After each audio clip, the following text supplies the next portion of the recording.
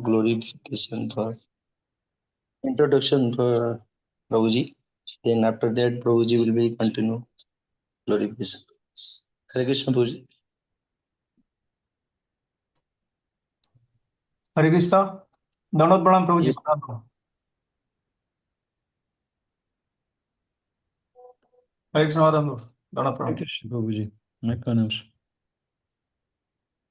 So how many devotees online Sriniketan Prabhu? Prabhuji, now 24. Okay. Okay, so I'm Jai Shri Gurudev, Jai Shri Prabhupada. I'm really a little bit feeling shy to speak some introduction to for Madhavananda Prabhu, because Madhavananda is such a personality. Madhavan Prabhu, actually he's an American disciple of Srila Gurudev. He was a servant of Gurudev, and he served lot of service for Srila Gurudev when Srila Gurudev was physically present. And he's Madhavan Prabhu now, everybody knows him because he's a very famous personality. And he's the editor of Sri Krishna Kathamata magazine and the director of Gopalji Publications and GORA. GORA means the Gaudiya Research Association, which it is based in Jagannath Puri, and also this GORA is a branch of Bhakti Vedanta Research Institute, Bhakti Vedanta Research Center in Kolkata. The head office is Kolkata. So very important service Madhavan Prabhu is doing, and especially Madhavan Prabhu. Actually, Srila Gurudev's physical departure, Madhavan Prabhu, he actually who renders extraordinary service after Gurudev's physical departure, because he actually published most of Gurudev's books. When it is said that when Acharya lived, there is a dark period. So in this dark period, like many when many devotees felt the deep pain of separation, Madhavan Prabhu stayed forward with courage, faith, to do this important service. Taking Madhavan Prabhu taking on a significant responsibility, he worked tirelessly to ensure that Gurudev's teachings would continue to reach sincere seekers. Actually, he published so many wonderful books, like Process of Inquiry, all these things. And from the very at the time, he was like single-handedly struggling very single-handedly with no help. He was doing such a wonderful service. So now, but so many beautiful like important books of Srila Gurudev, which is edited and published by Madhavan Prabhu, which is a very wonderful service to the devotee and Srila Gurudev's followers.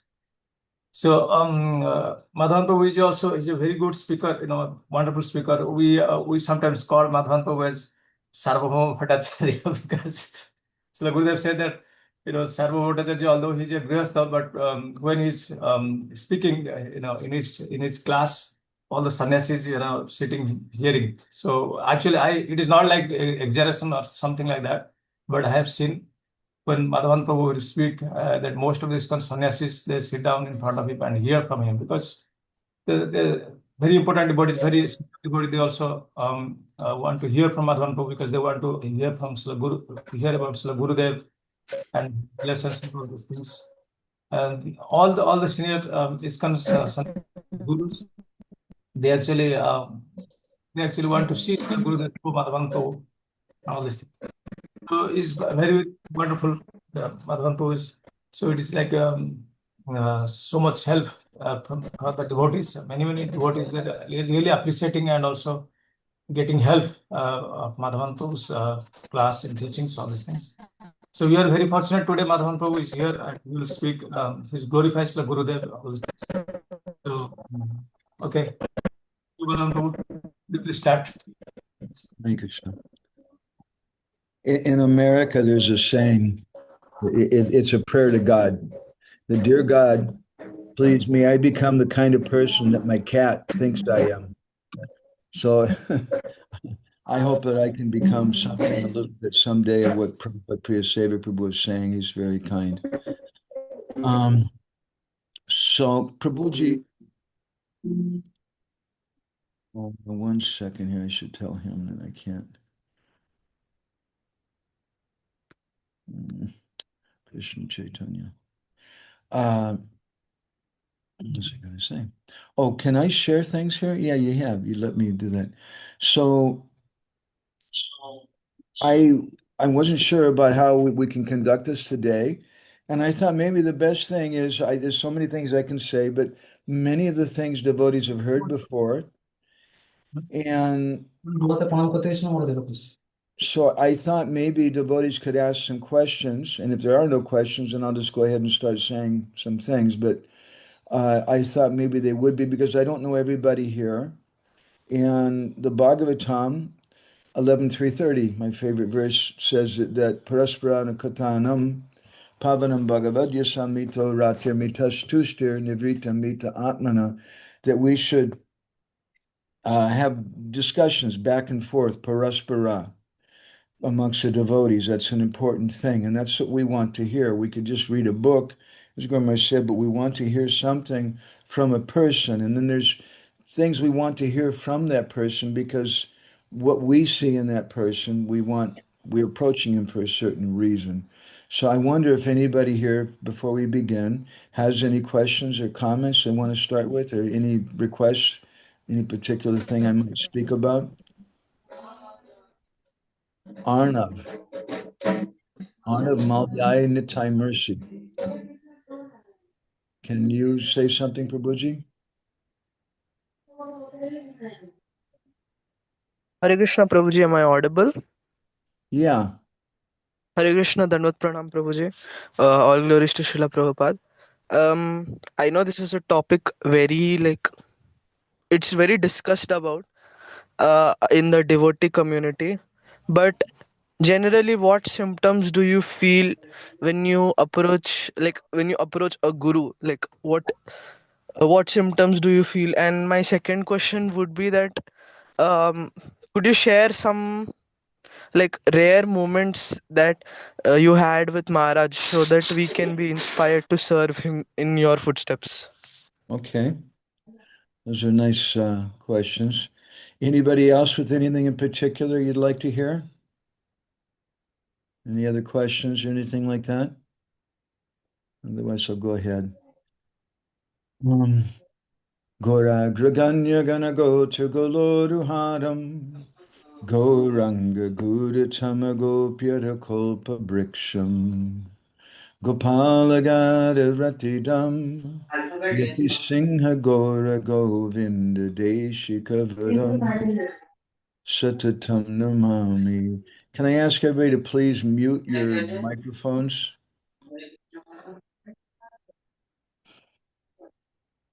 So we were just having this discussion with a friend of mine today, where he was commenting that he felt it was really inappropriate that devotees see their guru as non-different from Krishna.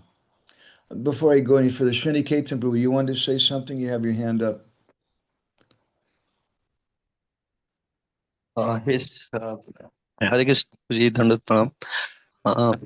Guruji, we have a weekly a reading, yeah, like evening session, regularly in 3 day in a week we have reading Srila Gurudev books uh, Go and Good Fortune Arise, Process of Inquiry, and there are many books is there. So my question is, Prabhuji, how will follow the sequence of reading so that we should be understand properly the Guru Maharaj, Srila Gurudev teaching, and uh, like uh, how will understand properly the mood of Srila Gurudev, and I just want to know the sequence of how we can read. Yes, Prabhuji. Interesting question, Shrini Ketan Prabhu. So what I'm going to do, I'm going to just kind of throw something out for Shrini Ketan Prabhu, then there's Chinmay, there's Satyam. And let me say a few things, and then I'll open up again each time for questions and discussion. We'll just have some discussion about some of these matters. An interesting question. What should be the order, the sequence of reading things? Well, it's an interesting question because Guru Maharaj never said, amongst my books, you should start with Pariprashna, or you should start with this or that. I would, I can recommend certain things, but it reminds me of a time I was in one temple in the Delhi area, and after the class, one of the young devotees came to me and he asked me a funny question. He said, Prabhuji, is it okay for me to read Srila Prabhupada's Bhagavad Gita? I said, what kind of question is that? Of course it's okay. And he said, well, my counselor says that first we should read On the Way to Krishna, then Path of Perfection, and Beyond Birth and Death, and all the small books, and then we can go on to Isopanishad, and after Isopanishad, then we can go on to Bhagavad Gita. So I said, well, if you're doing something according to a krama, according to a sequence, and you're following your counselor, that's okay. That's a nice thing. But for reading, there's no hard and fast rules. I know for myself, before I came to ISKCON, the first book that I got that I started reading was Teachings of Lord Chaitanya, which very probably is the most philosophical book, the most high book that Srila Prabhupada gave. And that book made me a devotee. I moved into the temple, and a week later, somebody said, "Hey, new bhakta, come here. You help us clean out the go down." And I was cleaning out the go down, and I found a volume of Chaitanya Charitamrita, Adi Lila, Volume One, with chapters 1 to 4, and very high material. And I said, "Oh, could I have this?" Yes. And I started memorizing some verses from that. So we all read different things. Many of us read the news. I do. My grandmother is reading the news sometimes.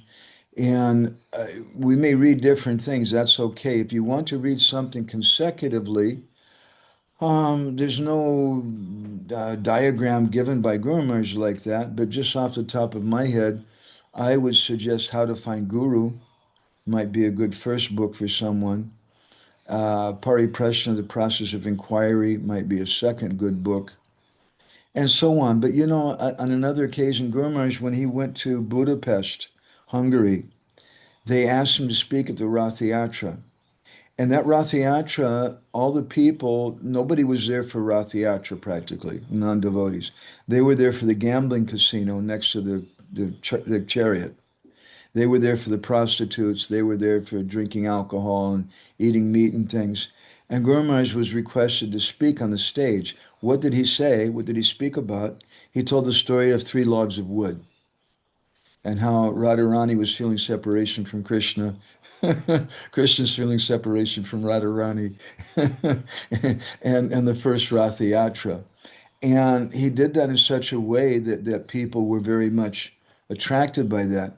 So from those things, my understanding is it's not such a hard and fast thing what we start reading from. Just whatever will attract our mind, whatever will attract our heart. If you want to read things in a kind of consecutive way, I would suggest starting with How to Find Guru. Right? Which brings us to our subject today too.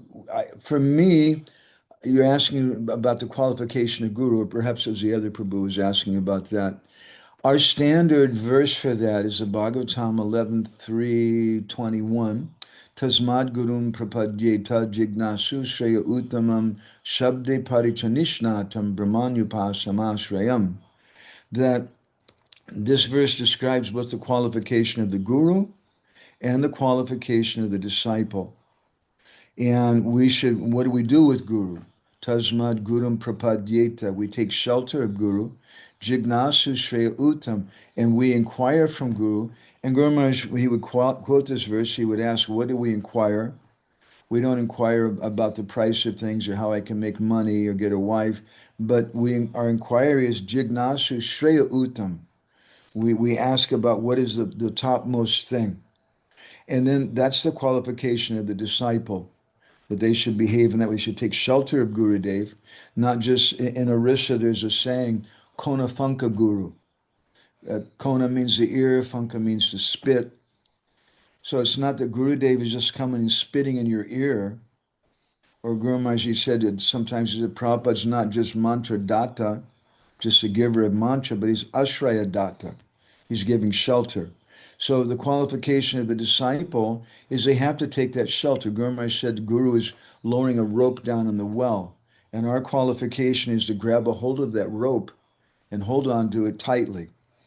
In Jignasu Shreya Uttam, we should inquire in a submissive way about the topmost things, about the purpose of life. And what is the qualification of Guru? Shabde Parichanishnatam. The first thing is that he should know Shastra, and he should be fixed in Shastra. Brahmanupasam Ashrayam, he should be fixed in Brahman. He should be fixed in the absolute truth.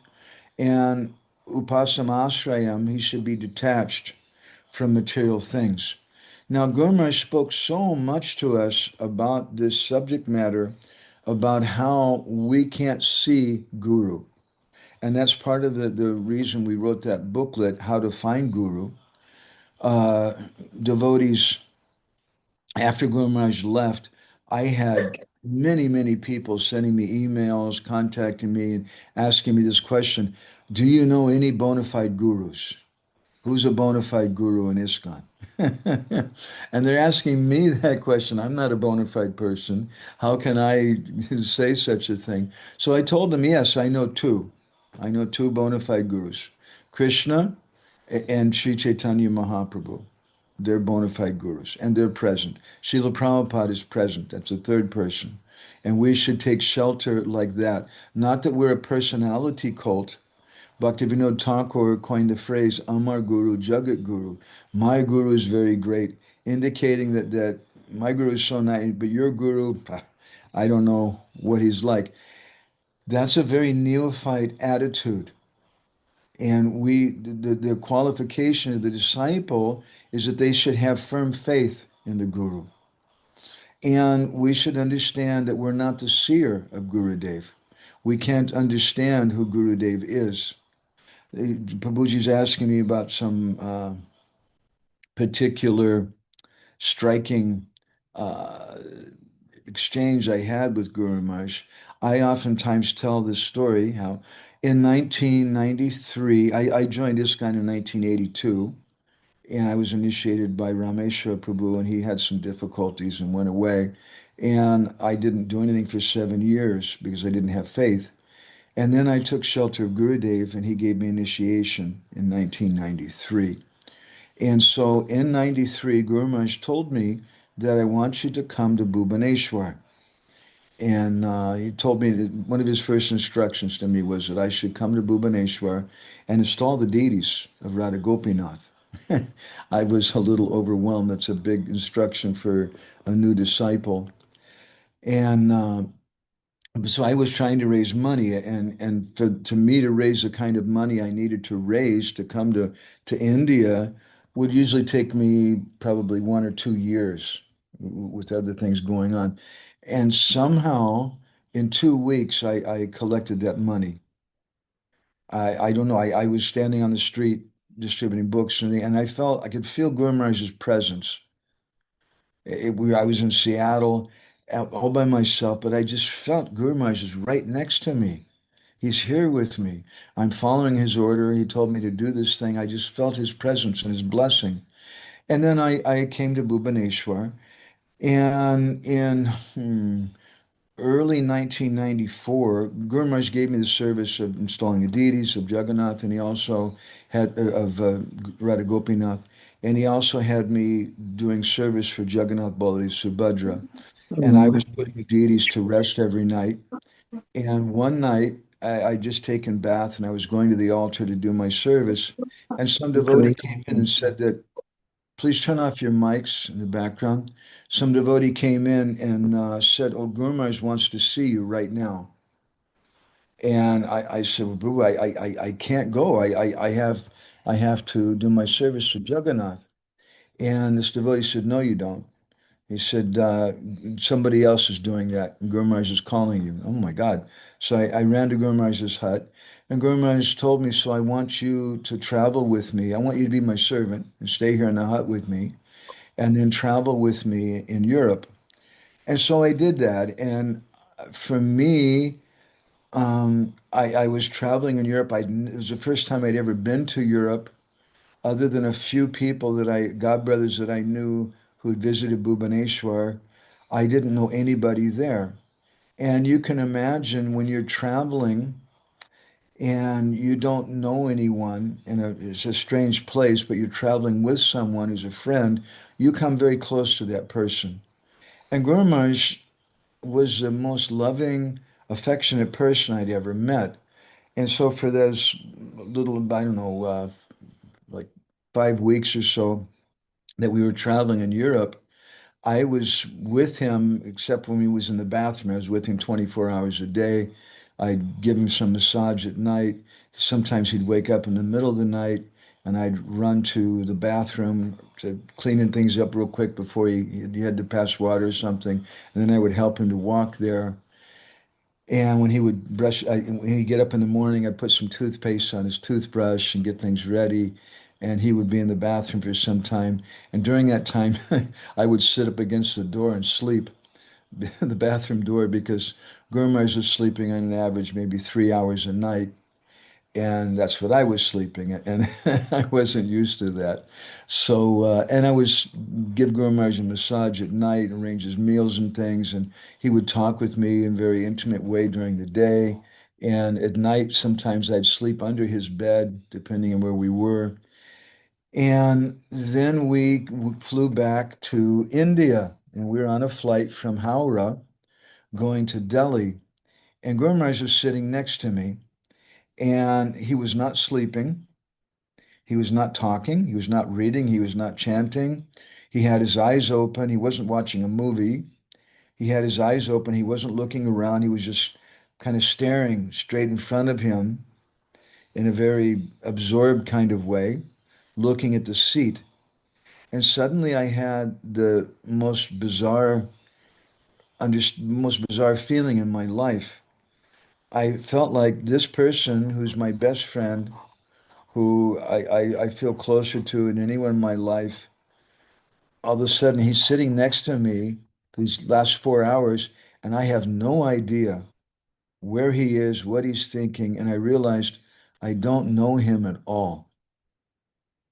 And that was a very, very important realization for me. With Guru is both a person and Guru is a principle. Disciple is also a person, and disciple is also a principle.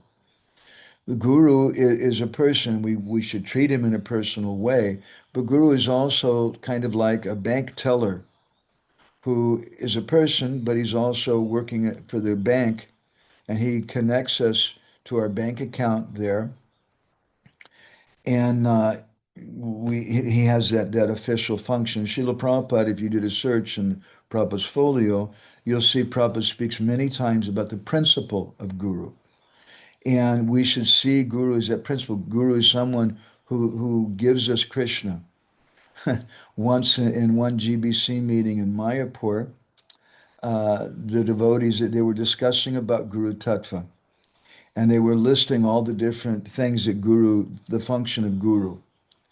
And Guru Maharaj raised his hand. He said, Guru gives you Krishna. I don't recall. Guru gives you Krishna or gives you prema. The same thing. And the devotee said, yes, yes, that's very nice, Maharaj. Thank you. Next week, and he didn't write it down on the board because apparently he thought that's a very common thing. That's too high. It's not relevant. And he went on taking other different comments. And Guru Maharaj became very annoyed. And he spoke. He said, no, you write that down on the board. Guru is someone who gives you Krishna. That's the function of guru. That's the position of guru. And the position of the disciple is someone who's a receptive, as Srila Bhaktisiddhanta says in one article, the pure receptive essence of the disciple. According to the degree of purity of the disciple, according to the degree of the receptivity of the disciple, according to how much that's the essence of the disciple, then Guru will reciprocate, Krishna will reciprocate accordingly. But one of the functions of the disciple is to always understand there's a difference between me and Guru.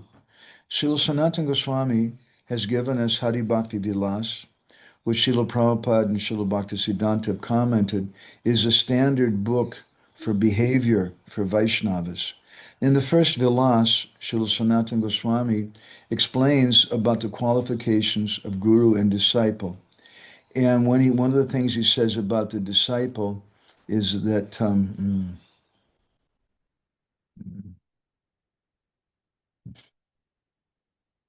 that he shouldn't, what is it, abhinatva? That the disciple should not think that he's non-different from his guru. That's an essential principle. Because in this world, people think, yes, I'm a Deshi Jana, or I'm a Bideshi Jana, I'm a United States Jana, I'm a man, I'm a woman, I work for Microsoft computers, I'm a programmer, I'm a this, I'm a that, and we have so many different identifications. And to take advantage of that, Srila Prabhupada gave us this institution, ISKCON, so that devotees could identify, I'm a member of this society. So the disciple should be careful and avoid that mundane attitude and not think that, what do you say, parityaga, one should give up. Remember that word in the verse. Advaitam, Advaitam cha parityaga. Advaitam cha parityagat. Krishna Kund is there to help. Advaitam cha parityagat. I often quote this, so she remembers. Advaitam cha parityagat. To give up the attitude that Advaitam, that I'm non-different from my Gurudev. That's a basic fundamental function of the disciple. And Guru Maharaj, he spoke to us sometimes, he said that the function of Guru is to speak Krishna Katha, the function of the disciple is to hear. And one of the functions of the disciple is to always be a servant to Gurudev. And Narad Muni in the seventh canto of the Bhagavatam, he also says that we should have an attitude of firm friendship for Gurudev. But that friendship, it's not, there's always something between me and Gurudev. It's not that I'm a super intimate person. So that's some humble realizations that I have. So there's a few devotees. Anurag, do you have some question or comment or something you'd like to hear? There's a few things in the chat also. Hare Krishna, Guruji. Hi, Krishna. Thank you, Guruji, for explaining very nicely. I have one small question, Guruji. Like sometimes we read some teachings of Maharaj or some elevated Vaishnava, which are more than our level of, or like more than our uh, capability, like some things more than a sadhaka level. So, how should we see them? Should we just give it a read, or should we try to increase our level, like more? Let me just tell another anecdote. When I came to Bhubaneswar in 1993, I naturally wanted to spend some time with Guru Maharaj. I naturally wanted to get some instruction from him, what I should do, how I should behave. And my mother was a librarian. Since I was a small child, I always have many books. I've always been a reader. And so I had some questions for Guru Maharaj, what books I could read. Please turn off your mics in the background, whoever that is. So I asked Guru Maharaj if I could read. I don't remember what book it was, or it was something considered a little bit high. And Guru Maharaj said, yes, yes. And then I said, well, what about this other book? And Guru Maharaj said, yes, yes. And he was just, yes, yes, yes, whatever I would ask. So finally I said, well, Guru Maharaj, what about Govinda Lilamrita? He said, yes, yes, you should read. What about Ujjwala Nilamani? Yes, yes, you should read. And I said, Guru Maharaj, but aren't those very high? And Guru Maharaj said, yes, they're very high, but they're also given in Chaitanya Charitamrita. Now, in retrospect, I don't feel that I'm qualified to read those books in the sense that those are books which are, especially Govinda Lilamrita and Krishna Bhavanamrita, those are two books of Krishna Lila, which are meant for devotees to meditate upon who have some spontaneous devotion. And I don't have that. I have spontaneity toward Maya. I'm just a dog eating stool. But Guru Maharaj said that to me. Now, why did he say that? Srila Bhaktisiddhanta Saraswati Thakur, one year at Radhakund, he gave a lecture to the devotees, and he said that for so long we've been speaking about general things, about the nature of the soul and the material world. But he said, now we want to speak something higher. He said, if all that you hear is about anartha nibritti, then you may become an impersonalist. We have to hear about artha prabritti. And for that reason, Srila Prabhupada gave us Krishna book. We used to go to rock and roll concerts, and we go up to people's car, and they're in there smoking marijuana, and they're drinking alcohol, they're completely intoxicated, and we would show them the book, and it had something from George Harrison in the beginning. We'd say, George Harrison signed this book. And and they would take that book, that Krishna book, and they would read that many times. Prabhupada wanted devotees to distribute Upadeshamrita. So again, it's the same principle that I was mentioning about Guru Maharaj, that sometimes higher things may be spoken, even though we don't really have qualification for them.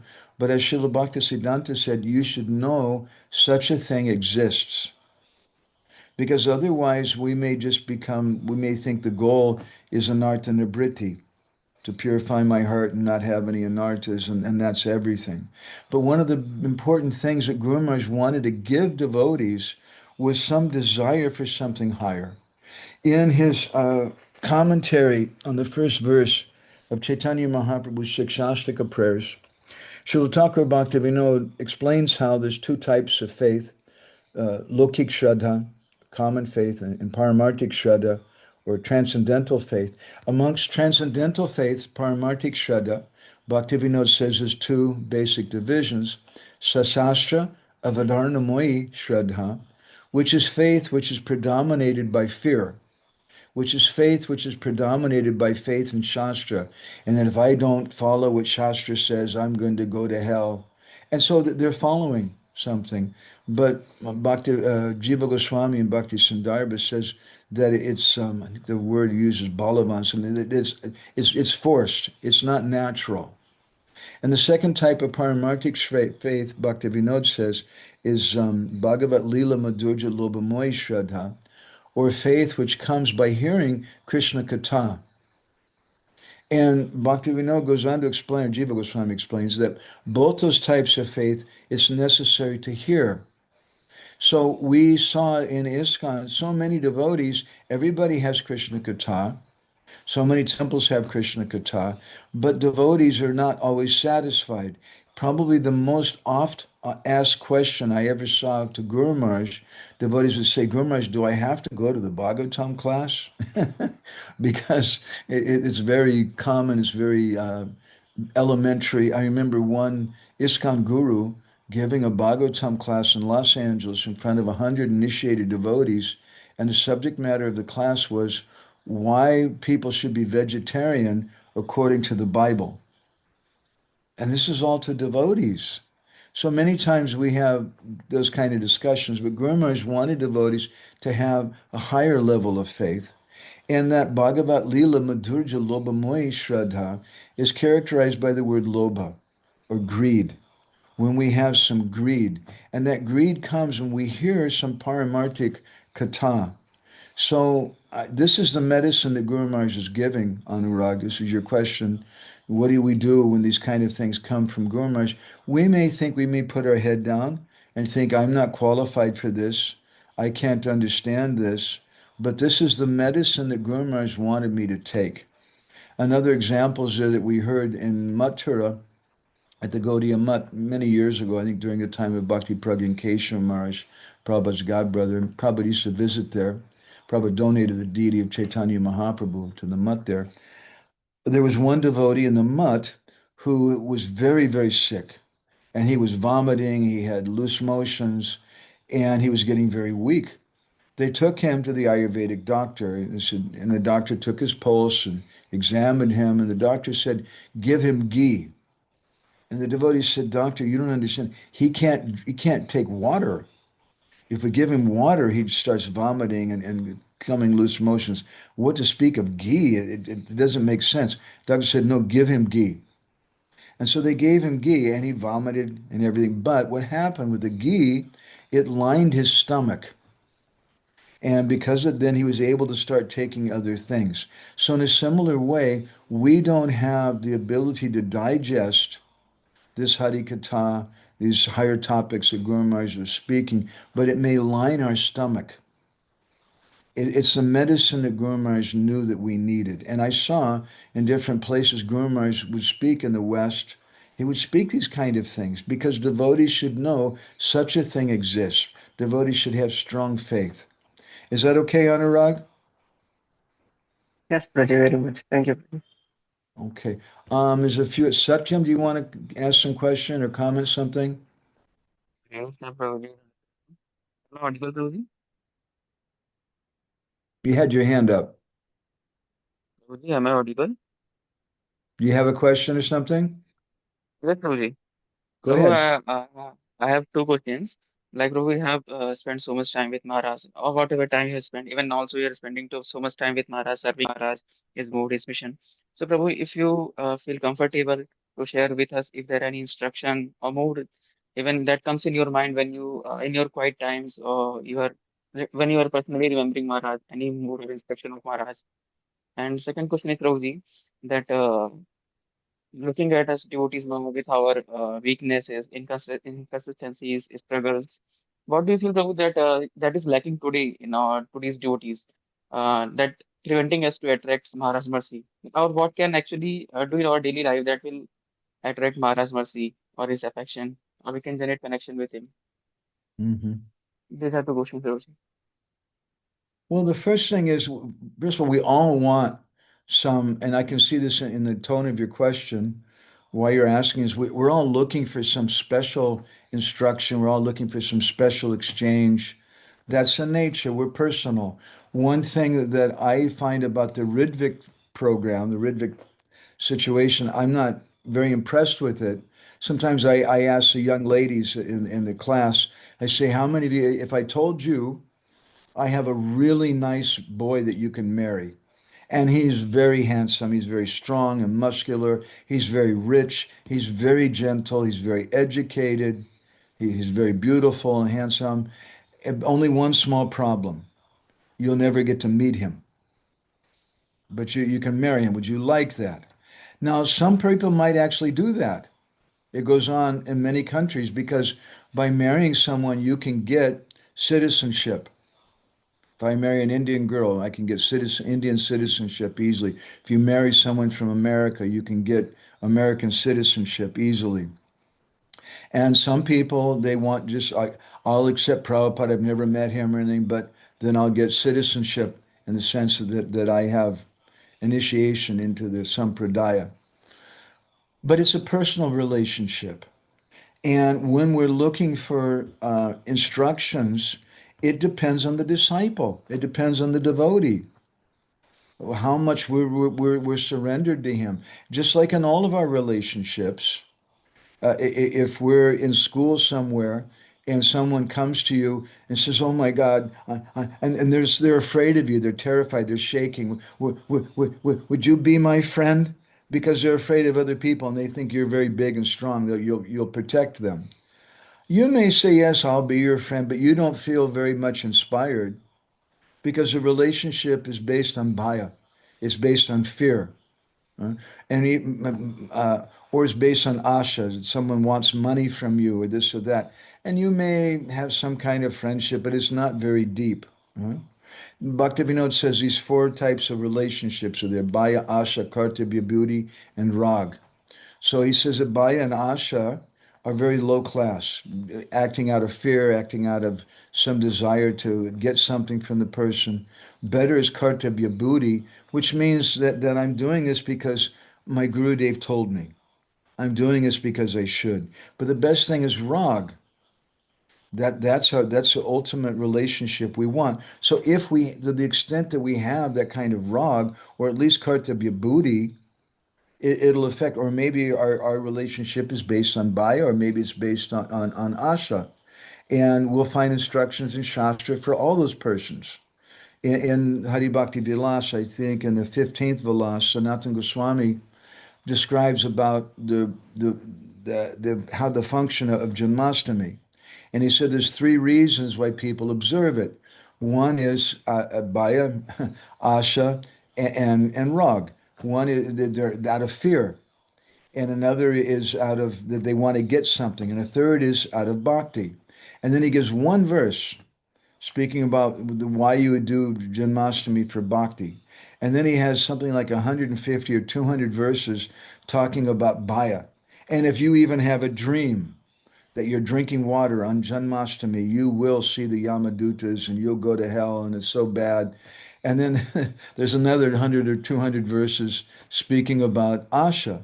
And if you observe Janmashtami, you'll get a beautiful wife, you'll get a nice husband, you get many children, you get lots of money, you'll become Indra, you get this and all these things like that.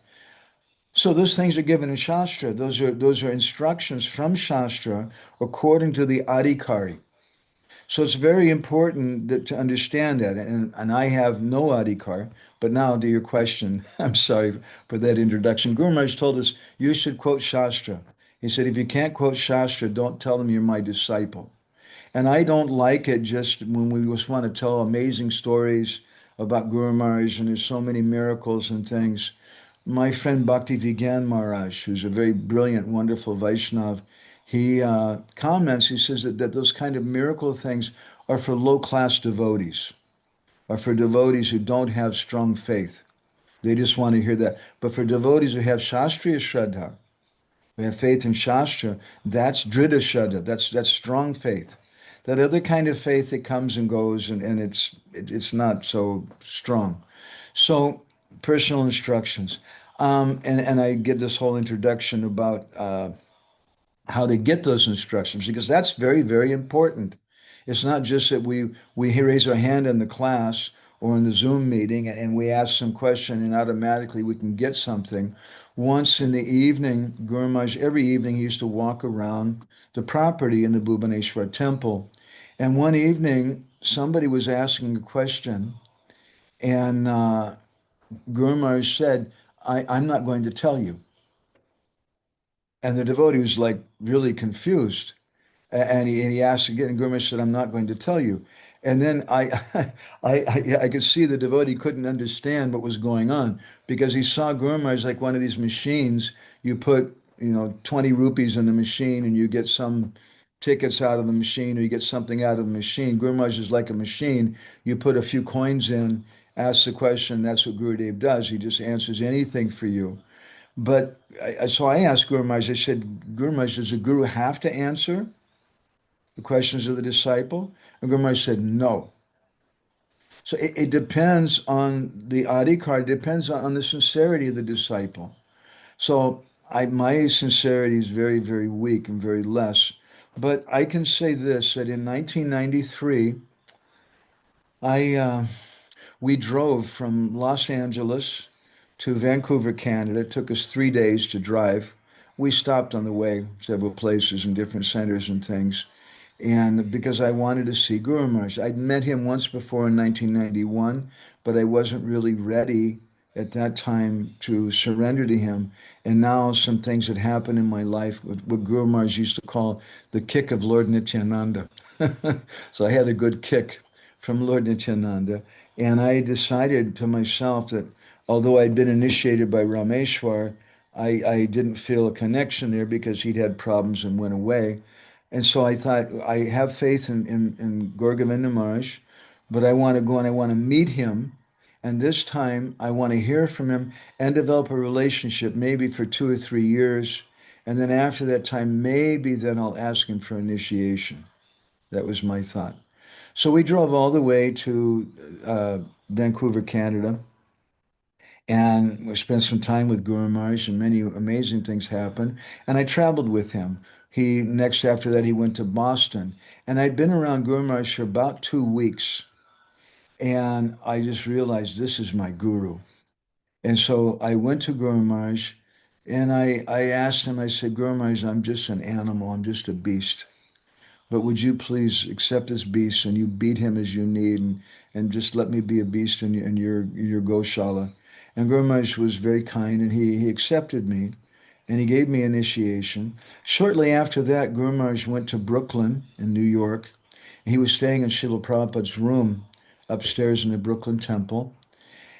And a few of us, myself actually and Guru Maharaj's servant, were in the room with Guru Maharaj. And at one point, the servant had to use the bathroom or something. And I was alone with Guru Maharaj. And Guru Maharaj took that time and he gave me some personal instructions, which I feel were very, very important. And you've probably heard these quoted many times about Guru Maharaj. I had the good fortune that Guru Maharaj spoke these things to me. And I think the reason why he spoke these things to me was that he was reciprocating. Krishna says, Yeyatam mam prapadyante tam sataiva bhajamyaham. That as someone approaches me, I reciprocate accordingly. And Guru Maharaj also did like that. So I surrendered to him to some extent. And Guru Maharaj wanted to reciprocate and encourage me. So he told me there's three things which are very important to me.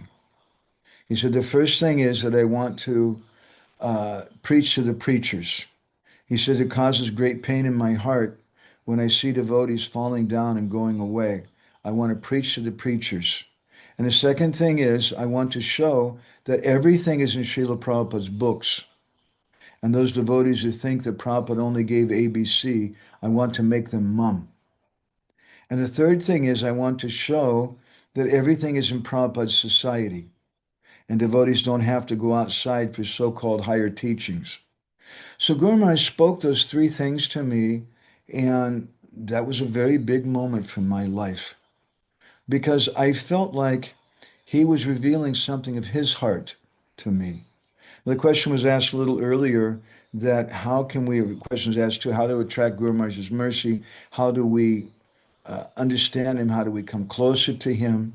The Bhagavatam says, Shushusho Shadadanasya Vasudeva Katarichi Sammahat Sevaya Viprapunya Tirthana Sevana, that when we do service to such a person, and if you do service with affection, if someone does service with affection to you, and especially that affection means they're doing some service that is very dear to your heart, then naturally you feel affection for them.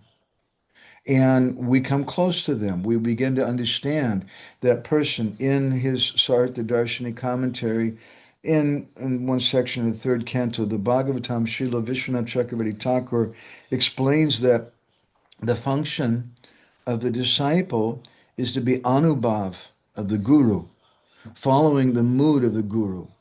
And Vishwanath explains that if you go to someone, like I may go to Vaishnav Charan Renu Prabhu and ask him, Prabhu, how much money do you have? Maybe he's a very wealthy Kroreshwar, and he may tell me, oh, Prabhu, he doesn't want to say. Or I may ask him, what is your bhav? What is your mood? And then he may become shy. I don't have any bhav. So if the function of the disciple is to be anubhav of the guru, how do we understand the bhav of the guru? And Vishwanath explains that we're not the seer. Vaishnava Chiniti Nai, Devata Shakati. Jagadananda Pandit explains that Vaishnava Chiniti Nai, Devata Shakati, that even the devas don't have the power to see who's a pure Vaishnava and who's not. And what to speak of myself. So how can I understand the mood of Gurudev? When my mood, I'm just attracted to nonsense things, and he's a transcendental personality. If I want to come close to him, it means that I have to understand his heart, but my heart is so contaminated. How can I understand him? By rendering service to him in a way that's pleasing to him. And what is the way that's pleasing to him? By following his instructions and by trying to follow his mood. Tate Krishna, Tate Krishna Bhaji Kore Guru Sevan. Krishnadas Kaviraj Goswami describes that my Krishna Bhajan is my Guru Seva, is my most important Guru Seva, because that's what pleases Gurudev. I can go to and say, Maharaj, This is your lucky day. You accepted me as a disciple. I know 5 verses from Bhagavad Gita. I'm almost an incarnation. You're very lucky to have me as a disciple. I have lots of money. I'm very handsome. I'm very humble. You're very fortunate to have me. We may speak like that, but that's nonsense. Srila Sanatana Goswami, who had all of those things, who knew many languages, the prime minister of the Nawab Hussain Shah, who had so much wealth and so much prestige and things, when he came to Chaitanya Mahaprabhu, he said that Kayami, who am I? I don't know who I am. So we should approach Guru like a clean slate, and we should try to render service to him in a way that pleases him, and that will attract his mercy. As far as instructions that I personally got from Guru Maharaj, that's a very personal thing, but it's a very, very important thing for me. I could speak quite a bit about that, but I want to keep it short. Um, Guru Maharaj wrote me a letter, wrote me a few letters. In one letter, he said that you please continue this, what he called this very valuable and important service of making this Krishna Katamrita magazine. And in the last lecture that he gave in Bhubaneswar, last lecture he gave before he left this world, he somehow he spoke about me and he asked me to continue doing that service. At the time, we didn't understand, but Guru Maharaj had already privately told some devotees that he was going to leave this world soon. And so I feel that Guru Maharaj was giving me that personal instruction to encourage me, to help me. And that instruction is what's kept me alive. Because after Guru Maharaj left, it's a sad thing. Many of my godbrothers, they also left. And I don't want to speak ill of them. I'm not their judge. They're doing Nam Bhajan, they're Vaishnavas, but they left Prabhupada's mission and they went to some other mission and some other Vaishnava and they're taking shelter there. That's their choice, but I don't feel comfortable with that. Around that time, one of my godbrothers had come back to Bhubaneswar. He'd been in Vrindavan with this other sadhu, and he came back, and a nice sadhu, someone that our Guru Maharaj even appreciated. This godbrother came and he said, Madhavananda, what are you doing here? You should come to Vrindavan, and you should hear from the Mahabhagavat and this Vaishnav. And I told him, I said, Prabhu, I said, Guru Maharaj gave me an instruction. Guru Maharaj trusted me that I would do something. If I give up that instruction to go somewhere else, what will happen? And I said, if I go there to Vrindavan, am I going to continue this service? And he was quiet. And then I told him, I said, I have faith that Guru Maharaj wants me to have sadhu sangha more than I want. And if I please Guru Maharaj, if I behave in a way that makes him happy, then he'll send me sadhu. Whereas if I leave the instructions that he trusted me with, if I neglect what he entrusted me with and go and do something else and just drop that like it's not important, then why will Guru Maharaj care for me? So that instruction to continue this Krishna Katamrita magazine has been very, very important for me. And we've continued that, especially with the Bindu magazine, which we just did, issue 616 of that magazine. That's one thing that's kept me, I feel, close to Guru Maharaj, at least in a physical way, and has kept me in Prabhupada's mission. And I feel very strong about that. I hope that helps. Vaishnav Charan Renu Prabhu, do you want to ask something or comment, question? Hare Krishna, Pranam Prabhuji. Yes, Prabhuji, I have a question. I think you almost answered that question while answering the previous questions. It was regarding one thing that specifically strikes my mind whenever I read Srila Gurudev's book. One thing that Srila Gurudev always speaks about, specifically in Pariprashna, a process of inquiry, is that the Guru and Acharyas are eternally present, not just in the form of their books, but they are also present themselves. And even we get to know one pastime where one Prabhupada disciple came to Bhubaneswar and asked Srila Gurudev, what does Srila Prabhupada want from me? And Srila Gurudev said, how can I tell now? Tell him to come tomorrow. I'll ask Srila Prabhupada. Yeah. So I just wanted to ask Prabhuji, like in this regard, after Gurudev left this world, you kept on with the service that was given to you by Srila Gurudev regarding his books and the Krishna Kathamrit magazine. So I just want to know, how did it all manifest? Like what all content, like specifically the content that you have put in the books, that is helping all the devotees across the world. So how did that manifest, and what was the method of meditation that you followed to follow that instructions? Good question, Prabhu. Thank you. I wish I could tell you that I had a dream and Guru Maharaj came to me and told me, you do this, you do that. I wish that I could tell you that I had a vision and I saw Guru Maharaj, or I heard Guru Maharaj's voice. I can't say that. Um, and I can't, nor can I say, to be really honest, if the choices that I've made in terms of what things we chose to print or not print, the things that we chose to write about in that, I can't say that those are all 100% inspired by Gurudev. I would be lying. I would be cheating if I said that. I don't know. I'm a conditioned soul.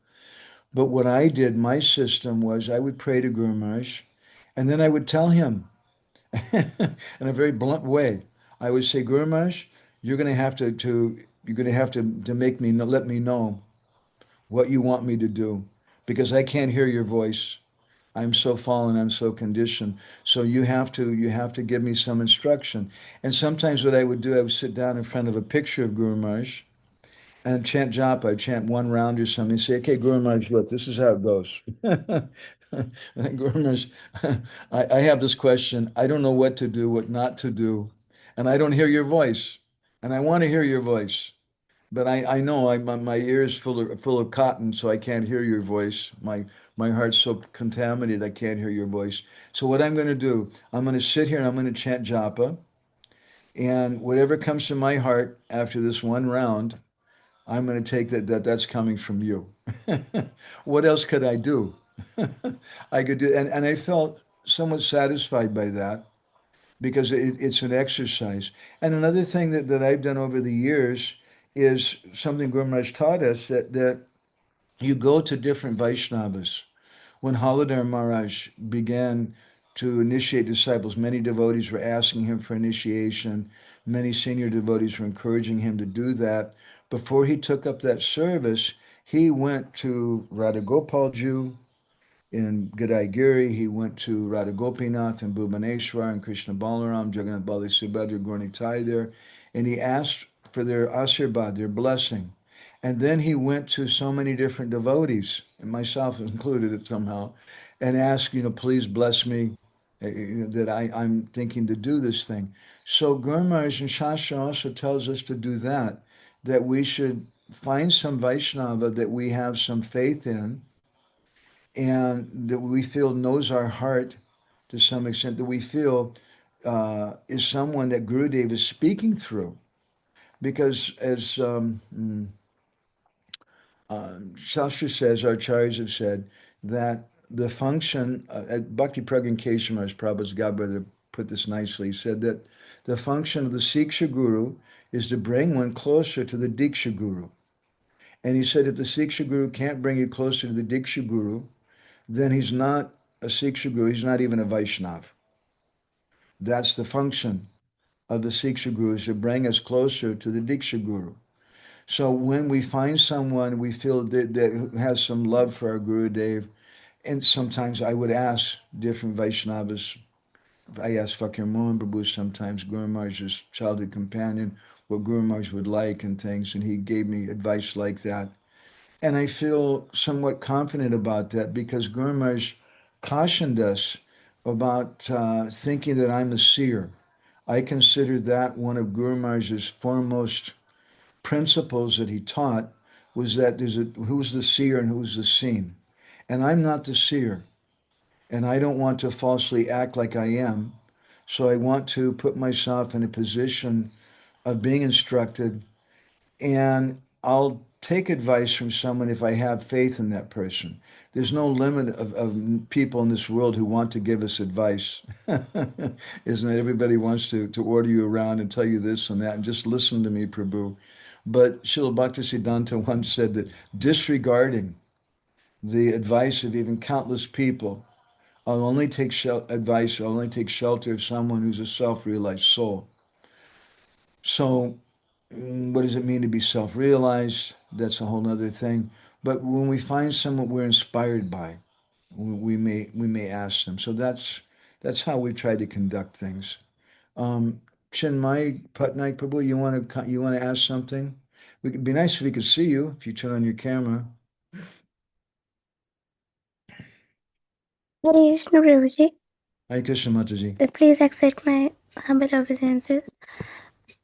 Uh, uh, my main questions you already answered in your previous answers, and another curiosity I wanted to ask is how do Srila Gurudev reciprocates or deal with small children or teenage students? How did Guru Maharaj, I missed a word or two, something about senior students and junior. How did Guru Maharaj what? How do Srila Gurudev reciprocate with small children and Guru Maharaj loved children, and he would pat them on the head, and he was very simple. It reminds me of a story here in Jagannath Puri that Narottam Das Thakur once was walking with a group of disciples, not far from the Jagannath Mandir, but at that time it was a forest, that particular place.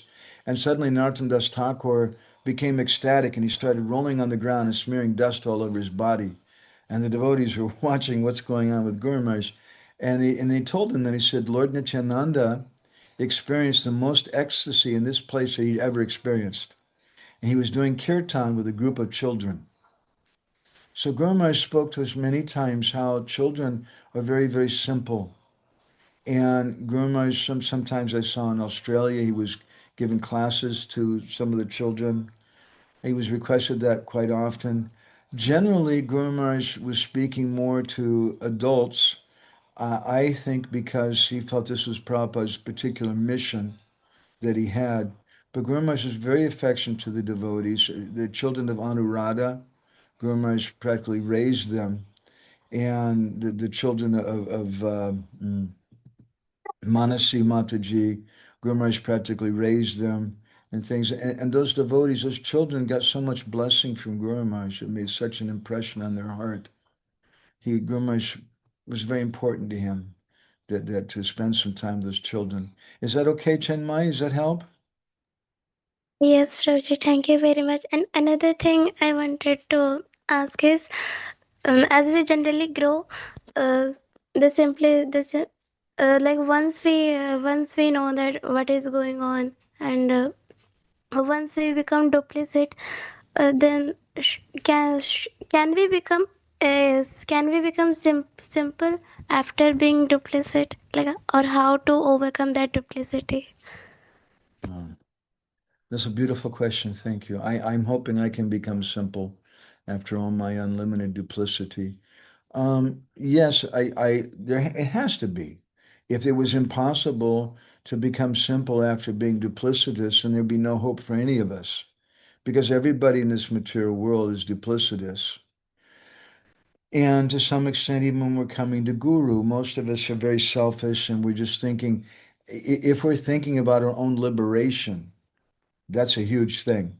Most people actually, when they come to Guru, they're thinking how they can have a position in society, or they're looking for a husband or looking for a wife, they're looking for money. Maybe 1% are thinking about liberation.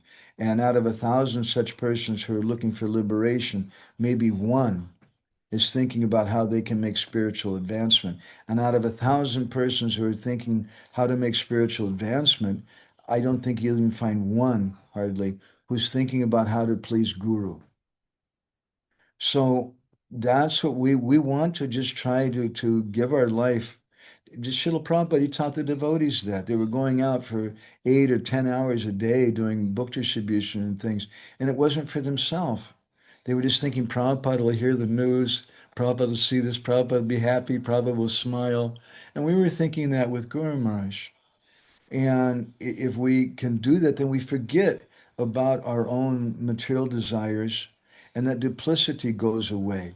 So Bhaktivinoda Thakur and Harinam Chintamani, he more directly answers your question that duplicity is given up when we associate with people who are not duplicitous.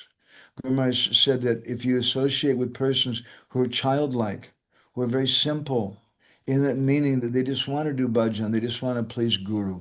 And it's a very simple thing. They're not worried about position in the society. They're not worried about money. They're not worried about how they're going to have disciples or this thing or that thing. They're just focused on their service to their Guru. And how can I please Gurudev? Very, very simple person. Once I remember in Bhubaneswar, there was one a friend of one god brother from Indonesia, whose name is slipping my mind because my it's a senior moment of I forget names these days. I'm sorry, but this devotee was a pujari on Padayatra, and he's a brahmachari. He's a very very simple devotee, and he wasn't giving classes. He wasn't leading kirtan. He wasn't a big person. Wasn't a manager, but he was just always serving. And I remember once I was near Guru Maharaj's hut, and I was standing in a space where Guru Maharaj couldn't see me. And I saw that brahmachari, and Guru Maharaj saw him, and Guru Maharaj looked around to see if anyone else was there. And he didn't see me, and he called that brahmachari over, and Guru Maharaj put his head on his lap, and Guru Maharaj was rubbing his head. It made me very, very happy to see that. So we become simple by being simple. Also, we can give up the duplicity by just being focused on serving Gurudev. And how can we be focused on serving Gurudev? We should hear about his instructions. We should meditate on his instructions. We should associate with simple devotees who are dedicated like that. Is that helpful, Chenmai? Yes, Prabhuji, thank you very much for sharing this very Thank beautiful you. realizations and pastimes. You please give me your ashirvad that I can become simple.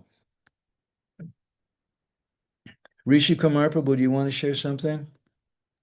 Yeah, thank you. Grateful to you, Prabhu. Prabhu, I think Arnav raised hand before me. So if you want, Arnav Prabhu can ask us.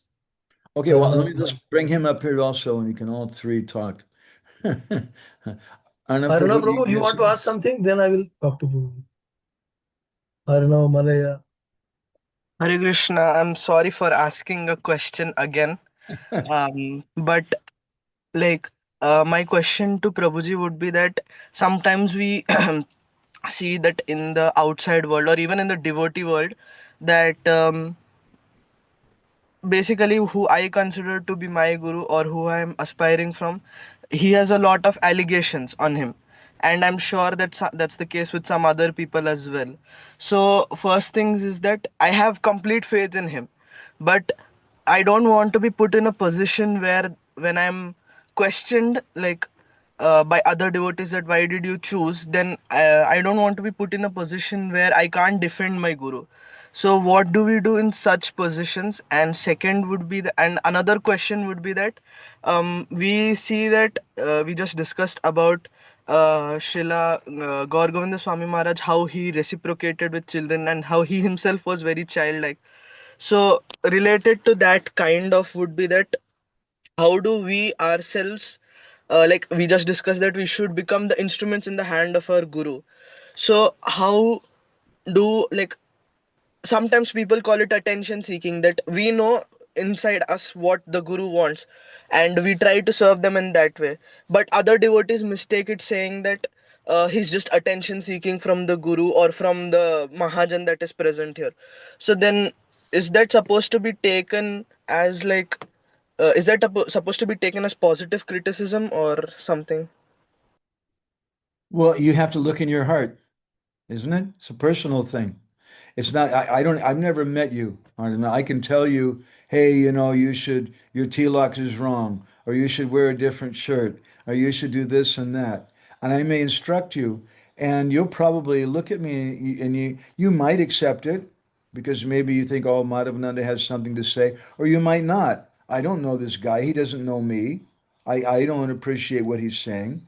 So Guru Maharaj told us that you should not instruct others unless they have faith in you. And as far as hearing or being around people who don't have faith in our guru, sadhu sabadan, be careful. Be very careful who you associate with. In Sanatan Goswami, Sanatan Das's Sri Guru Vandana, he says a very beautiful thing. He says that Guru Ra Vikriya Jadi Dekaha Kakan. If perhaps you see Gurudev doing something that's not good. Maybe you see Lord Nityananda coming out of a liquor store and he's staggering from side to side. And maybe he has a bag in his arms.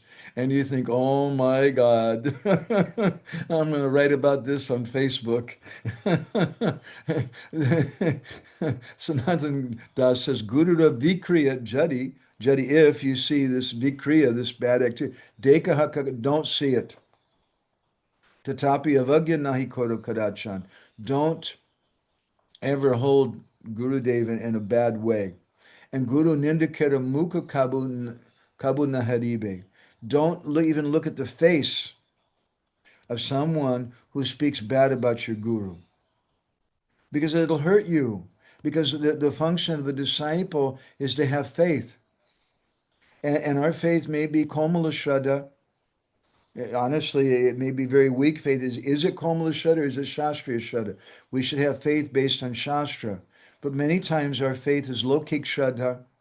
It's common faith. I have faith in this Maharaj because he has 1,000 disciples or 30,000 disciples or whatever. So many people appreciate him, so he must be a great personality. But not because he's quoting Shastra, not because of his realizations, not because of something he's helped you with. You have faith just because you see a lot of other people do. And in the same way, then, if you hear something bad, something negative about that person, and therefore Sanatan Das says, Guru Nindu Kara Mukha Kabo Neharibi. Don't even look at the face of someone who criticizes your Guru. Jatahoya Guru Ninda Tata Na Jaibe. And don't go anywhere where people are doing Guru Ninda, where they're speaking ill of your Guru. It doesn't mean you have to go and fight with them. Once in Mayapur in 1995, I went to Guru Maharaj with a question. I said, Guru Maharaj, I think I committed Vaishnava aparad today. He said, oh, what did you do? I said, well, I went to Bhagavatam class. That's what I did. And Guru Maharaj, I'm sorry. I don't even have any tablets here. Guru Maharaj, he asked, well, what happened? And I said, oh, Guru Maharaj, I went to class and the person who's giving class said some very harsh things about one of Prabhupada's dear intimate godbrothers, Srila Bhakti Rakshak Sridhar Maharaj. And Guru Maharaj said, oh, you should have gotten up and left. And then I asked him, I said, Guru Maharaj, when we understand by Shastra that if someone criticizes, then there's different things we can do. We can cut out their tongue, but that's usually not very socially acceptable. We can kill ourselves. That's also not recommended usually. Or we can leave, or we can defeat them. And I said that idea of defeating them, I see is very popular amongst a lot of devotees. They want to smash them and bash them. I said, but at the same time, we see sometimes you defeat someone. You completely defeat them, but they don't accept it. So what does it mean to defeat them? And Guru Maharaj liked that question. He told me, he said, it means that you speak in such a way that they become mum and they can't say anything more. So that's what, so we should be very, very careful with this principle because all that we have is our Gurudev. Sanatan Dasi says that Guru Mata, Guru Pitta, Guru Hanapati, Guru Bina E Sangsari, Nahi Adagati, that my Gurudev is my everything. He's my goal, he's my mother, he's my father, he's my maintainer, he's my everything. And so if I lose faith in Gurudev, then I lose everything. Is that helpful, Prabhuji? Rishi Kumar Prabhu had something too. I want to thank you, Prabhu. So maybe this will be the last, unless somebody's burning with something else. Rishi Kumar Prabhu's thing can be the last. Thank you. So yeah, I'm so grateful to you, and I feel very fortunate what is our great fortune that we are able to listen you, hear you, so much intimate with Srila Gurudev, and it's a matter of great fortune. I'm very grateful to you. I'm not just speaking this out of formality, but I really mean it. I'm very grateful to you. To meet you is really a feast for me. Whenever I meet you, I learn so many things from you. I think it's good. So, a couple of things. One I will ask first, and then after you answer the first one, I'll ask the second one. I think one post I read on our Bhuvaneshwar page or some other page Oops. that there was one devotee, I think it was Lady Mataji, when Please turn off your mics. The back. Go ahead, Rishi Kumar Prabhu. so there was some Mataji and Gurudev disciple. So when she was leaving body, so Gurudev was there, and then she was speaking something with the two fingers, and then Gurudev was very happy. I mean to say, Gurudev said and ask her what is her desire, and she said, काय speaker पण नाही कळत. Please turn off your microphones. Mute your microphones, please. I think the host can mute. So Gurudev told, that what is her two desires, and then she told that I want to cook for Krishna, I want to dance for Krishna, and Gurudev said she so much absorbed, she was ill, she was about to leave body, and Gurudev said, that she has gone to spiritual world, and then Gurudev said at least one of my disciples has gone to spiritual world, my guruship is successful. So do you know about that incident, Prabhu? I don't know too much about that incident. I just roughly read about it. Yeah, our godbrother Pushkar Raksha Prabhu, his first wife, Jamuna. I don't know this thing about the two fingers and like that, but that may be. There's always so many things we don't know, but I heard some similar things. She liked the cows very much. And Guru Maharaj said that about her. He said, "Yes, my guruship is complete now. I had at least one qualified disciple." And for me, that what a statement! That we should all contemplate on that. The Gurudev considers his guruship to be successful if he has just one disciple who goes back to Godhead. That's the best way to please Gurudev, by our sincerity. So she is a lot, many stories about her. She's an amazing person. She's very simple. She was just a housewife. She wasn't a big person. She certainly wasn't giving classes or a big manager or anything like that. She was just a humble housewife. And she got cancer, I think it was, and she became very sick. And some amazing things happened. One day, her husband was in the next room, and all of a sudden he heard her shouting and screaming, and he came in, and she said, "Krishna was here." Krishna came and sat down on my bed. And she had a vision of Krishna. Later, she had another vision of Radharani. And Guru Maharaj was very pleased with her simplicity. And when she left, he said, like, he told somebody privately that I know that was her, another Mataji, maybe another person, but one lady disciple, Guru Maharaj said that now she's in the heavenly planets with the cows, taking care of the cows. And but I think that's a different case. Guru Maharaj was very, very pleased with her, and especially pleased with her simplicity. Is that helpful, Rishi Kumar Prabhu? So much, Prabhu. So grateful to you. So one more thing which we are seeing nowadays in devotee community, wherever we go, there has been a tag nowadays. Suppose someone is a devotee, he is initiated. I mean to say, who is called as a good devotee or ideal devotee? He is initiated. He is having a happy family life.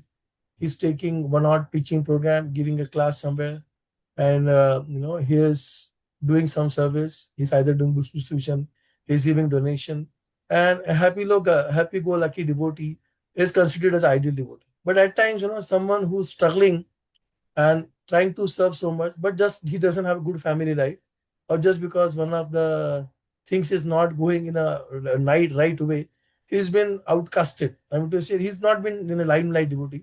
So, what you agree with this, and what was Gurudev's understanding of what is the meaning of a good idol devotee? The so-called tagline nowadays of our communities, which have seen most Well, of them. nowadays it's easy to see who's a good devotee. It's not hard. A good devotee is someone who has at least 30,000 followers on YouTube. If they only have 20,000, that's not so good. If they only have 100 or 200, it means they're not a very advanced Vaishnava, right? I'm being sarcastic. That's how we might judge something. Guru Maharaj told us many times, he said that you should always look out for the backbenchers. those devotees who are quiet and who are just doing service quietly in the background, like Guru Maharaj himself. For so many years, he just stayed in Bhubaneswar, and nobody heard about him. He wasn't traveling and preaching until later. Actually, it was Bhagavan, Prabhupada's disciple, who brought Guru Maharaj to Europe in 1985. And Prabhupada had told Guru Maharaj to travel and preach, and he started doing that. But prior to that, he just stayed in Bhubaneswar, and nobody knew about him. One year, I remember in Bhubaneswar, the one Prabhupada disciple, was an old friend of mine actually, came to Bhubaneswar, and that year he was the GBC chairman. And we were walking around, I'm showing him different places and things. And at one point he asked me, he says, before Gaur Govinda Maharaj came to ISKCON, who was he initiated by? And I was shocked. I said, he's initiated by Prabhupada. He said, no, no, no. I heard he was not initiated by Prabhupada. He's initiated by someone else before. And I was shocked. I said, no, Guru Maharaj was initiated by Srila Prabhupada. So sometimes devotees don't know. Guru Maharaj was so quiet. He's so much in the background with things. And that's what he valued. And that's what we should value. Not just the big, big persons and someone has, I don't know. Nowadays, some people have 100 million followers on YouTube or Facebook or some crazy thing, and they're called influencers, and people think they want to touch the ground where they walk, and they're probably just many times they may be just useless people. Gorgashudas Babaji didn't have any followers on YouTube. And if he would have been present today, I don't think he would have had any either. But he's such a personality. And we should be looking for persons like that. It doesn't mean that anybody who's on YouTube is bad or is a shallow person either. Someone may have 1 million followers on YouTube and may be a great personality. Okay. Thank you, Rishi Kumar. There's a Thank you. few other Thank you hands very much. here. Aman Prabhu, Prabhu. before we go ahead, I have Yeah. one small thing Sure, that you sure. have done so much for Gurudev, and because of you, we have practically been leaving. I many times when we and Srikant were on the bookstall distribution Gurudev's books, some typical devotees will come and he said, I have all of these books. Can you tell me which is a new book by Gopalji publication? And I want to take that. So they are hungry for that, they're walking for that. So in Yeah. this way, many people are actually the typical followers and purchasers, and they will come without any pushing. That is what we observe. Now anything, Prabhu, we can do so that we can please you. Please tell me. Please. I'll be very grateful, and whatever in little our capacity, I would like to serve you. Please. I would be happy if we could do more service for Gurudev. If we could make more books and do things but I found that it's very difficult to find devotees who can be good at English editing, or devotees who can transcribe, devotees who can find verses, devotees those things, or just helping us. You can help Guru Maharaj's project. I know the Gorgavinda Swami uh, Sharanagati Bhavan. They were asking me if we could find a harmonium for them. They're very simple devotees just there. If somebody wants to give some donation to them for a harmonium or Yeah, Prabhu. something. Whatever small way I can push a harmonium from whatever you see. That is You can talk to thank you. Prabhupada Priya Sevak. Prabhupada Priya Sevak, if you're listening. I'll talk to him. I'll talk. Okay, thank you. But help Guru Maharaj's project and understand. It said that in the Bhagavatam, it said Kartu Shastru Anugyatas Tuyam Yat Pretyatat Phalam. That there's three people who share the result equally. Kartu Shastra Anugyata. The person who orders it, the Karta. Lord Brahma's, one of his names is Karta. He's the doer of things. Someone who orders it, Kartu Shastra, the person who does it, Anugyata, the person who supports it. All three of them share equally. And that's really, really important for us in our Bhakti Sangha. Not that we think, oh, the speaker's a big person, and this is a child, this is a Mataji, who is this person? But everybody's giving whatever they can. Devotees can help us. We need to raise money for doing books. We need devotees who can help us with editing and layout and design and things. It's getting a little overwhelming for me these days. I have too many things going on. I'm giving classes and traveling and different things. And We're trying, so please forgive me. Thank you, Rishi Kumar Prabhu. So grateful to you. Thank you. I need to finish soon, but there's a few devotees who have their hands up, including I saw Ujjwala Rasagya. I think she just disappeared. If she's still here. But Hare Aman, Krishna, Prabhu. Prabhu, yes, I'm here. Prabhu, pranams to you, Prabhu. Hare Krishna Hare Ujjwala. Krishna, yes, yes, Prabhu. Madhavananda, Prabhu. Pranams to you. I wanted to express my gratitude for your service, and this I wanted to share, Prabhu. And I thought it might be helpful for many like me in ISKCON.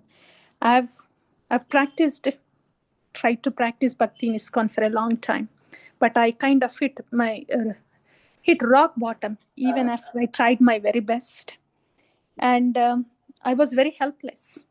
And I wanted to know what bhakti means, because what the bhakti that I was seeing around doesn't match with bhakti that was said in Shastra. And I really had to go to Srila Prabhupada Murti in the temple and had to cry, please help me, I don't know what else to do. It was very difficult. But that's how my call and prayer was answered. And somebody, actually at that time, somebody suggested the devotees outside the ISKCON. I mean, with due respect to them, I guess they tried to help me. But despite my helplessness, I didn't want it to leave ISKCON. One lecture from them, when I heard it, I already felt like it was distancing me from Srila Prabhupada. And that feeling I could not tolerate. Then I said, Prabhupada, I don't know about my advancement in bhakti, but I cannot leave you. So wherever I am, even if I'm staying stagnant in bhakti, I cannot leave you. So I could not go out. And after that, somebody forwarded your lectures, Prabhu. And there in your lecture, what really helped me was like an Amrita nectar life saying was, you were mentioning about Guru Nishta. And that was something I haven't heard in ISKCON at all until that time. Many wonderful lectures were there, but I didn't know what that Guru Nishta means. And you were the only person that I could hear that from. And that's where actually my spiritual journey started. Prabhu, I'm so very grateful to you. Just that word, Guru Nishta, has saved my spiritual life. I didn't want it to go out of ISKCON. I wanted to know what bhakti means. And after that, I started hearing what you have to say, and that pulled me to Bhuvaneshwar, and then Srimad Gaur Govinda Maharaj and the whole thing. So yourself, dear Madhavananda Prabhu, and to your good wife, Krishna Kundu Mataji, so very grateful to you for all your seva. And as you just said, you are so busy and overwhelmed, and wonder how you are able to manage these services. But want to let you know that you're rescuing many souls who are wanting to look for what bhakti means. Thank you. Thank you so much, Madhavananda Prabhu. Thank you, Ujjwala. I appreciate it. You're very kind. You know, I have to be honest though, and say that I don't deserve that. What we're doing, we just repeat Guru Maharaj's words, and if we just repeat, it's so powerful. My God, you go out on the street, these people are suffering, and you just tell them such a simple thing. You know, sir, you're not your body. Oh my God. And have I realized that? I haven't realized that, but I'm speaking it because Srila Prabhupada spoke that. And I'm not a person, I'm not a realized speaker. There's a Sarag Vakta and a Nirag Vakta. Jiva Goswami speaks about in Bhakti Sandarbha. The Sarag Vakta is a speaker with material desires, and Nirag Vakta is a speaker without material desires.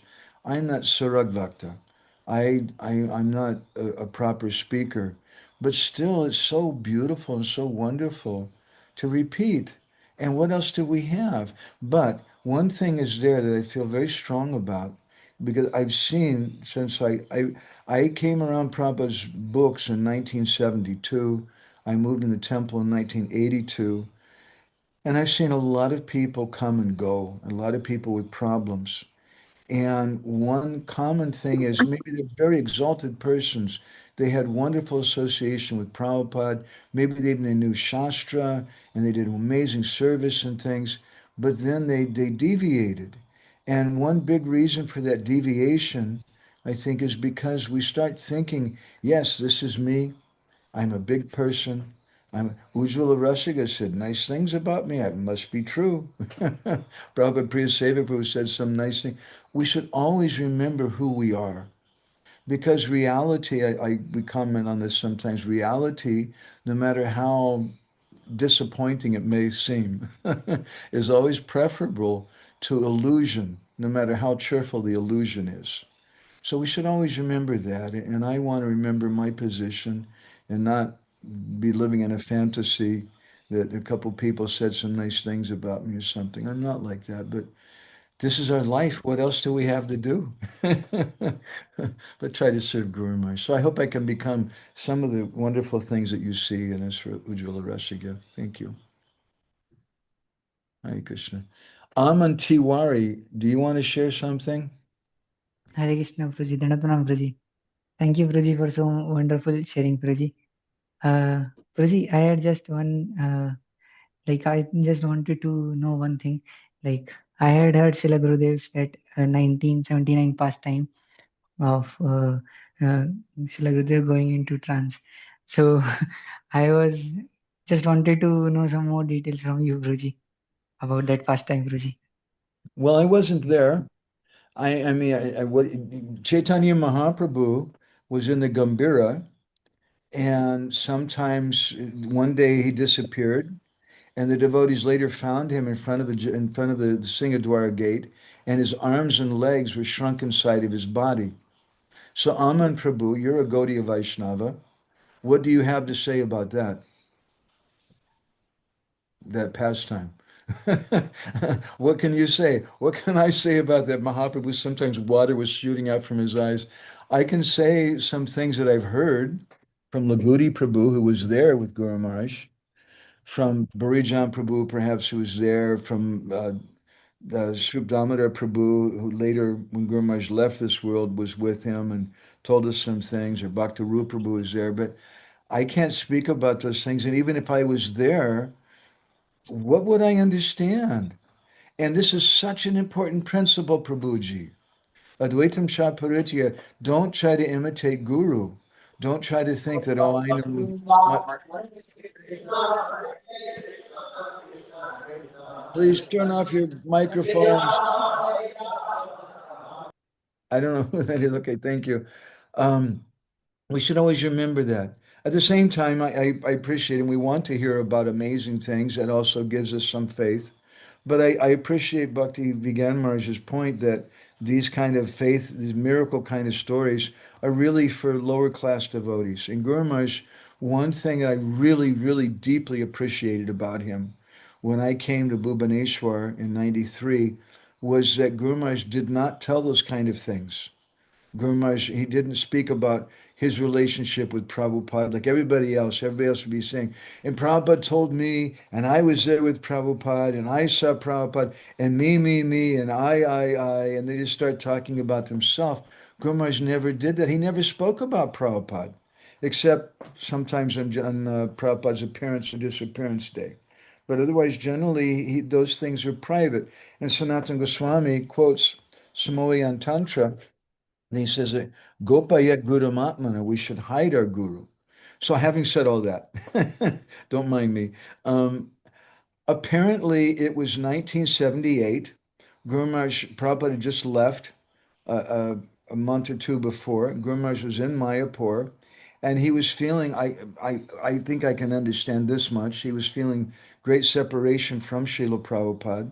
And it was a disappearance day of Bhakti Daita Madhav Maharaj, as I recall, who was Prabhupada's godbrother. And I don't think Madhav Maharaj was even someone Guru Maharaj had ever met before. But some ISKCON devotees went to their mutt for the Tirobhav function. That's our system. We should visit if someone leaves like that. They're in Gaudiya Mutt. We're also part of the family. We should go. So Guru Maharaj and a few devotees went, and I heard that the kirtan was very, very ecstatic. I can understand. Their guru had just left this world, and the devotees were crying and crying, and Prabhupada had just left. So what I'm thinking, what I see in that is that Guru Maharaj, it really deeply affected him. and he fainted and fell unconscious, and some devotees had to carry him and bring him back to the long building, what they call the long building in Mayapur, and he was in the room there. His Bhagavat Maharaj now was there. Later, Prabhupada's godbrother, what's his name? Oh, Krishna. Famous Kirtan. Krishnadas Kaviraj Yeah, Goswami. Krishnadas Babaji. Krishnadas Babaji later came to see him and some different persons. And Guru Maharaj was acting in a very unusual way. Now, sometimes devotees try to understand how Guru Maharaj was behaving, but we should understand that by Shastra, you cannot understand that. Krishna says in the Gita, Raja Vidya Raja Guyam, that the topmost thing is very difficult to understand. It's confidential. And Pratyek Savagamam Dharmam, Sukartam Avyayam, that it has to be realized. So if I'm on that platform, I can realize it and I can understand it. But otherwise, it seems, in Guru Maharaj, sometimes he was calling out Krishna, Krishna. Sometimes he was calling some names of gopis and things. And sometimes I heard from Bhagavad Gita, he was calling out Sudarshan, Sudarshan. And I presume, based on things I've read in Shastra and in different histories, that Guru Maharaj was having some kind of ecstatic visions, but I don't know what those visions were. I've never heard anybody who was privy to that. So I don't know why he was calling out Sudarshan and things, but he was ill like that for over a month. And at one point, he was unconscious, and Krishnadas Babaji Maharaj, Prabhupada's godbrother, came to see him. Bhagavat Maharaj brought him. They brought Ayurvedic doctors and this and that, and nobody could understand what was happening with Guru Maharaj. And when he brought Krishnadas Babaji, he took a tiny bit of cotton thread from his cloth and put it in front of Guru Maharaj's nose. He did some different like tests and things. And then he turned to Bhagavat Maharaj and he said, "It's Bhav, it's Prema." And he said, "Don't worry." And he said that if he comes through this, because generally when devotees experience those kind of symptoms, they leave their body. It's a common thing. And that's actually how Guru Maharaj left this world later in 1996 on February 9th in Mayapur in Bhav. Generally, that they'll leave, but if they stay, they do so because they're here for some higher purpose. And Guru Maharaj stayed after that incident in 1978 in Mayapur. And he returned to Bhubaneswar and he became a different person after that. Devotees told me that even when he returned to Bhubaneswar, sometimes he was a little bit, he wasn't quite there, or he'd be giving a class and a few times he fell unconscious and things. But after a few weeks of that, then in Bhubaneswar, he came back and was with us all the time. And then he became very, very powerful, very, very powerful in his speaking. And it's such a wonderful example. I don't know what that means. What it means to me, what do I do with that? I remember we were in one temple in America once. We were traveling with Guru Maharaj. It was 1994. And one of our godbrothers started preaching to devotees. He said, "My Guru Maharaj in 1978, he was running around naked and chanting Radhe, Radhe. And he was in ecstasy for a month and 2 months and rolling on the ground and things." And it really wasn't very good. Devotees thought this is like some sahaja weird thing. So what do I do with that? That's a big question. We can tell the story, and it's an amazing story, but what do I do with it? How does it apply to me? What I do with it personally is it gives me faith that such persons can exist, such things can exist, and that's important. But otherwise, to try to interpret it, I can't comment. It reminds me, I had once or twice I had darshan of Bhakti Pragankesha Maharaj's disciple, Trivikram Maharaj, who was actually first initiated by Srila Bhakti Siddhanta. And Prabhupada was friends with him. He used to write him letters. And I met him maybe twice. Bhakti Srila Damodar Maharaj asked me to go to meet him about a book we were working on. And I heard the story about him, that there was a Vyas Puja program for Srila Bhakti Pragankesha Maharaj. And many devotees were speaking. They were saying things like, "Our Guru Maharaj, maybe he's one of the Astasakis, or at least he's a gopi." And others were saying, "No, no, Guru Maharaj is a Manjari." And some others are saying, well, maybe he's a cowherd boy. And then it came time for Trivikram Maharaj to speak. And Trivikram Maharaj said, some people are saying he's a gopi, some saying he's a manjari, he's a this. He said, I don't know. He said, I don't know if my Gurudev is even liberated or not, because I'm not liberated. So how can I say that he's even liberated? He said, all that I know is he's my Gurudev and he's my everything. I like that attitude very, very much. That's the kind of attitude I think Guru Maharaj would appreciate.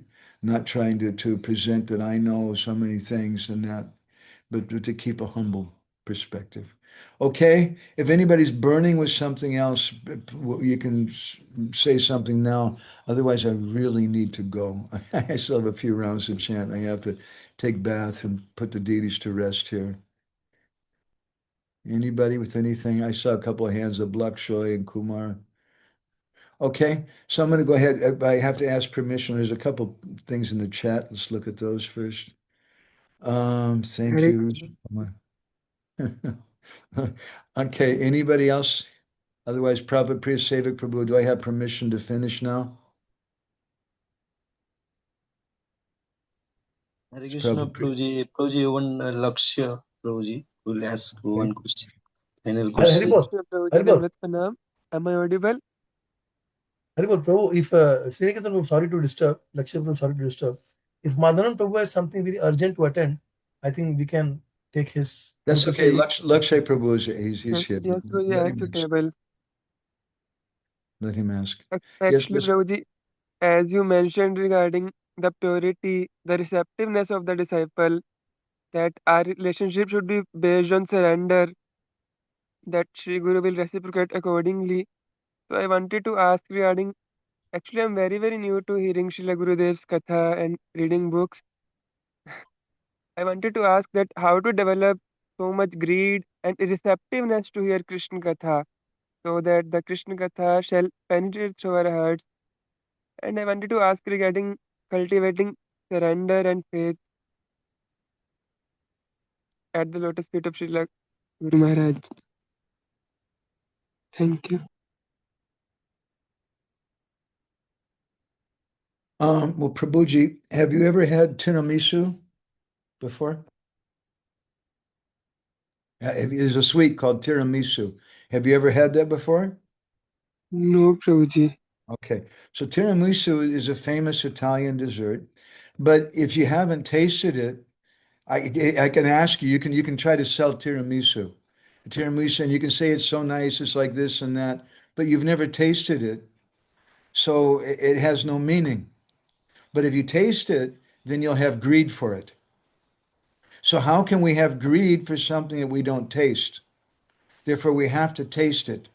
And that tasting, we want to pibata bhagavatam rasamalayam muhuraho rasika bhuvi bhavuka. We want to drink it with our ears. And we want to drink this nectar. And by drinking that kind of nectar, we get that particular kind of faith we were talking about before, which is this Bhagavat Lila Madhuja Lobamoy Shraddha. When we hear Hari Katha from a realized person.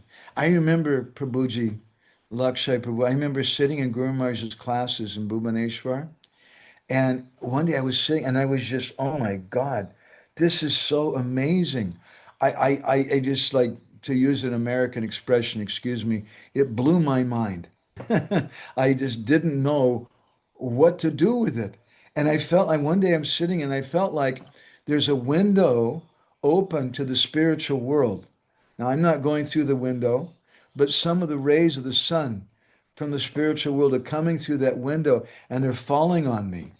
Oh my God, what a feeling. That's what it felt like in Guru Maharaj's class to me.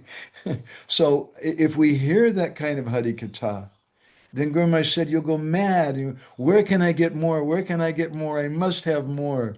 And it's not just that whoever's selling it, wherever I can get that tiramisu, wherever I can get that tiramisu, it's such a nice thing. I'll go to Mayapur if I can get it. I'll go to Kolkata. I'll go to Delhi. Or I'll go to Italy. Wherever it's available, I want to get that. So we should have that taste for Hari Katha. But unless you drink that, pibata bhagavatam rasamat, pibata means a drink. Unless you drink that through the ears, how can you have greed for it? So please, please hear constantly and hear from Prabhupada wanted us to hear from many people. Please put your microphone silent. We want us to hear from many people because Shinvatam Swakata Krishna Punya Shravana Kirtana, that if we hear on a regular basis, then you're going to Bhagavatam class every day. And maybe much of the time the speakers are not so amazing. But then one day someone comes, and maybe Guru Maharaj or one of Guru Maharaj's disciples or some very special person, and wow, my God, this is so amazing. So you just keep, please turn off your microphones. We just keep This is hearing. some Supriyo Chaudhary. Please mute. Srinivas Prabhu, please mute him. Supriyo Thank you. Chaudhary. Yeah, now Thank you very much. So I hope that helps you, Prabhuji, Lakshay Prabhu. That's a very important question. How to get that greed. You have to find someone, you have to drink that, you have to taste it. Otherwise, if you can, I just tell you tiramisu. It's a nice Italian sweet, but you've never tasted it. How can you have greed for it unless you taste it? You have to taste it. Okay? Thank you very much, Prabhuji. Hare Krishna. Hare Krishna Prabhuji. Thank you all very much. Prabhupada Priya Sevak, I don't know if he's there anymore. He's doing some service. Do I have permission to finish now? Any official person here? Yeah. Oh, so grateful to you, Prabhu. Thank you very much. We are so grateful to you. Prabhu, where are you now? Now we are in Puri. I am in Jagannath Puri, sitting in front of my computer in Guru Maharaj's office, and I'm getting ready to work on some projects here before we go. And on the 23rd, I'm leaving here for Kolkata, and then from Kolkata we're going to Dubai, and from Dubai for a couple of days, and then we'll go to Budapest, Hungary. I'll be in Hungary for some time, do some Granta Seva there. Great. Madhavananda Prabhu is one of those disciples of Srila Gurudev. He was associated with Gurudev and is associated with mood of Srila Gurudev. You know? So great.